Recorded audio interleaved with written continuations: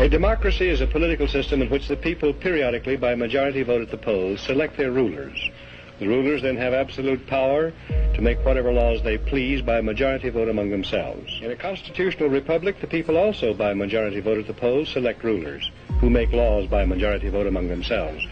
But the rulers cannot make any laws they please because the Constitution severely restricts their lawmaking power.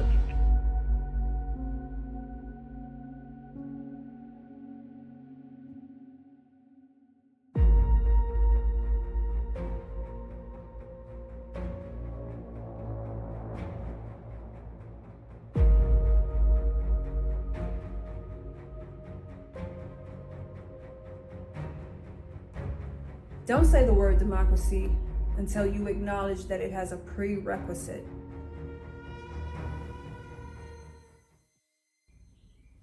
Your freedom orientations must be established before you even think about endorsing democracy. Here's why. Since a freedom orientation speaks to if you grow government in the positive or shrink it in the negative, and democracy strives to a state where consensus equals truth, put those two lessons together, and these positive and negative freedom orientations can't possibly aspire to a state where consensus equals truth the same way. Therefore, they aren't asking for the same democracy within the paradigm of a constitutional republic. When this is ignored, these two orientations accuse each other of threatening their democracy because they are threats to each other's democracy. They're not asking for the same democracy. They are looking for different flavors of the same outcome. And it's harmful to ignore that fact or think that you can simply unite, heal, or debate your way out of that reality in 2024 and beyond. You could have done that 50 years ago, but not today. Today, your census is too large. Your census is so large that I'll leave the rest to your imagination. This is the simplest explanation of the phenomenon happening all around us. And it reinforces that Americans aren't enemies. These two factions are like freshwater and saltwater fish. They aren't enemies, they just don't belong in the same aquarium. As a simple thought experiment, if you endorse negative freedom because you shrink government in the negative and find yourself where government has grown in the positive, in this paradigm, citizens have built a state where consensus equals truth by outsourcing truth to their elites for their safety. And this is consensual. It's consensual for their democracy. In this freedom orientation, government's natural station presides above. It presides above the people. And this is consensual for their democracy as well.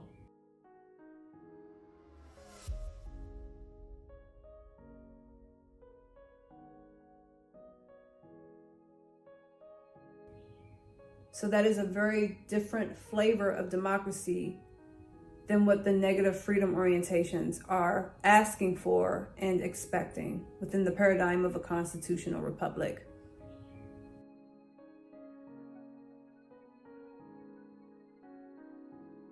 So if you grow government in the positive and you find yourself amongst those who keep government in the negative, who endorse negative freedom, you'll find that citizens outsource truth while elites provide the runway needed for citizens to challenge consensus without penalty from the government. The natural station of government within this freedom orientation is in the negative. Government derives its power from the people, from the citizenry, for their democracy, and this is consensual.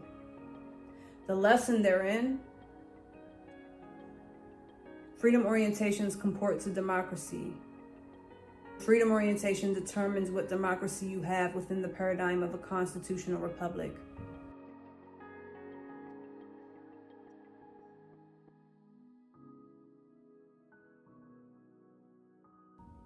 Ignore that fact and you lose the constitutional republic because these orientations corrode. They are corrosive. You cannot deny that fact. This requires understanding what democracy is at its crux. Democracy strives to attain a state where consensus equals truth. So you can test that deduction by asking simple questions. Is democracy rooted upon consensus? The answer is yes. Can consensus exist without homogeny or homogenized thought? The answer is no. Where can homogenized thought thrive? Within monolithic communities. What would qualify a community as monolithic? A qualifier might be calling others threats to democracy if or when consensus is challenged. Are measures in place to correct those who challenge consensus in a democracy? Sure. Do those consequences send a message that society must adjust their behavior so they won't suffer the same punishments? Yes. The democratic case for a national divorce must rest on the premises that democracy has a prerequisite: freedom orientation. It has to be established first. When not the case, democracy is promised to devolve into authoritarian tyranny to the detriment of one or both freedom orientations. Why that is actually floats upon what these two groups create, pointing back to the foundational case for national divorce. The two foundational agreements a social organism should have must be on what the Constitution restrains and where government's natural station should be. When you don't have that, you create a vacuum, which nature abhors and seeks to fill. In the case of America, the vacuum we've created is a playground for those who aspire towards political permanence. They know Americans were not decisive, so they became decisive for Americans. We did not meet democracy's prerequisite and criterion where freedom orientations are established as a foundation. So what this reinforces is that democracy can't democracy if it fails to meet its own standards and criteria. Failure in this case guarantees America will devolve proportionate to census size.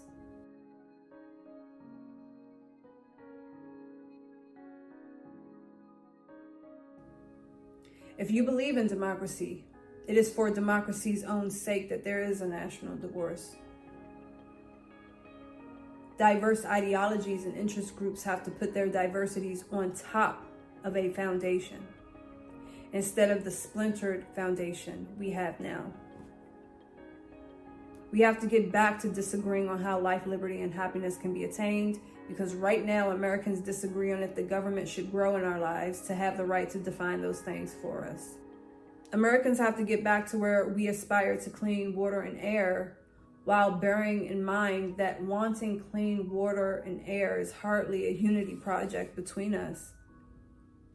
Negative and positive freedom orientations may both want clean water and air, but what makes the difference is that one group will consent to growing their government in the interest of imposing climate lockdowns or something like it.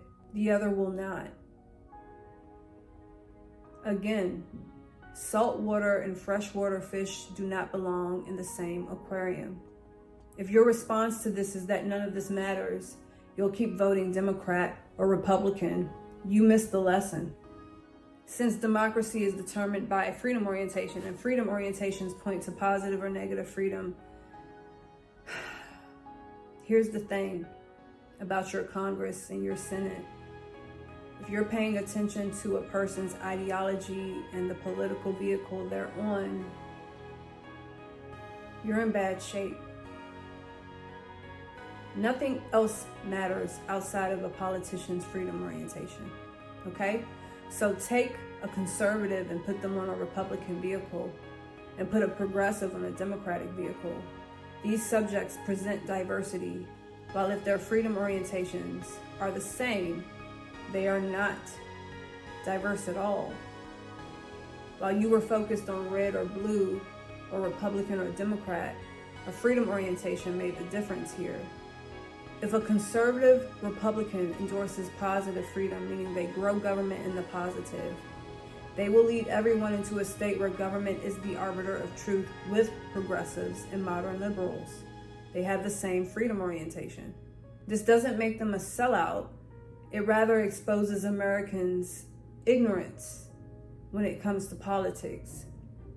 This isn't to be insulting, but if you don't understand a freedom orientation's role in American politics, you don't understand politics. As frustrating as this may be, if the American voter catches on and begins to sense that a red versus blue binary is in fact misleading, is in fact a false binary, they'll get sent an independent vehicle, which creates a trinary. It adds a different flavor to the same illusion of choice if the independent politician grows government along with Republican and Democrat politicians. That's it. It adds a different flavor to the same illusion of choice if the independent politician grows government with Republicans and Democrats. This is called a uniparty. It's only when a Congress or Senate has different freedom orientations that the political system has a better chance at gridlocking to arrest majoritarian tyranny, because only then will there be true diversity to offset a gridlocking mechanism. That's how it works. Positive freedom orientations will always disagree. But if you endorse growing government in the positive, and you're looking for proof of these claims, you're asking for proof of corruption from the same people you outsource your truth to, and that's a fixed game. It is because you decided that elites determine what truth is for your safety that you employ the classes you need to investigate themselves for corruption. So let the record show that democracy is the best of the worst systems of government. The two things are true at once. Humans are supposed to be distinguished from an animal for the ways we seek truth instead of following the herd. Also, when humanity decides to accept that consensus equals truth at all, we do well to establish a foundational consensus on what restraints are on government and who enforces those restraints, and where the government's natural station should be. So what is the Democratic case for a national divorce?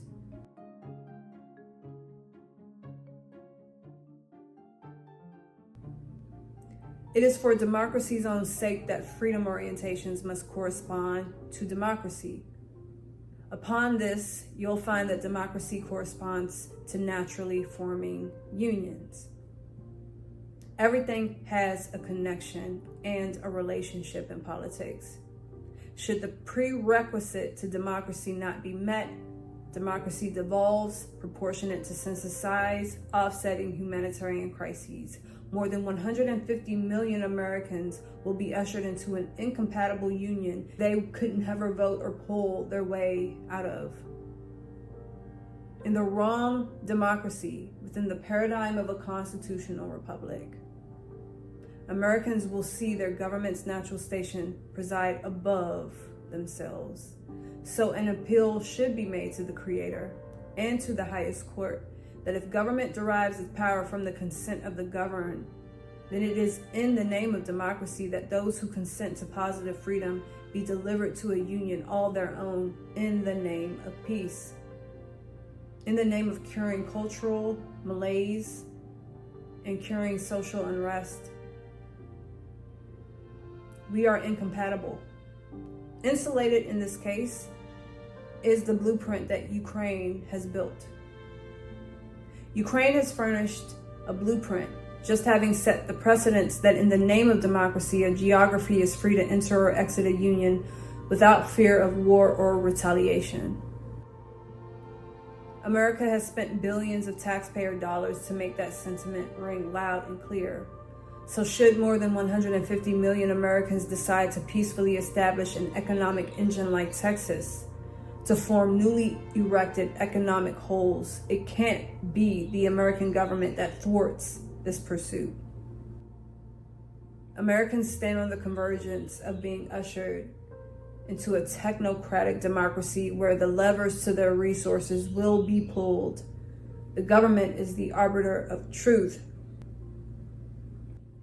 What this will create over time is an unprecedented change to the social organisms we are. It's from a humanitarian and democratic perspective that you can argue that our human constitutions are at stake here. That's the business Americans should be standing on. They should not be playing political theater. They should not look at politics like it's a football game. It's not red versus blue anymore. It's about literal life. When it comes down to questioning when the time comes to stand on that business, wasn't America supposed to remain indivisible? The American political system can answer that. The American political system was designed to be a gridlocking mechanism, an alarm clock, and a political pendulum all in one.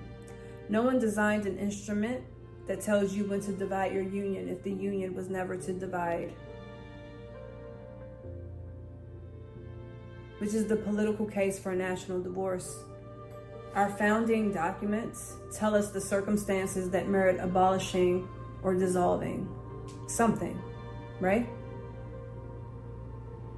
I believe the political system tells us when to do it.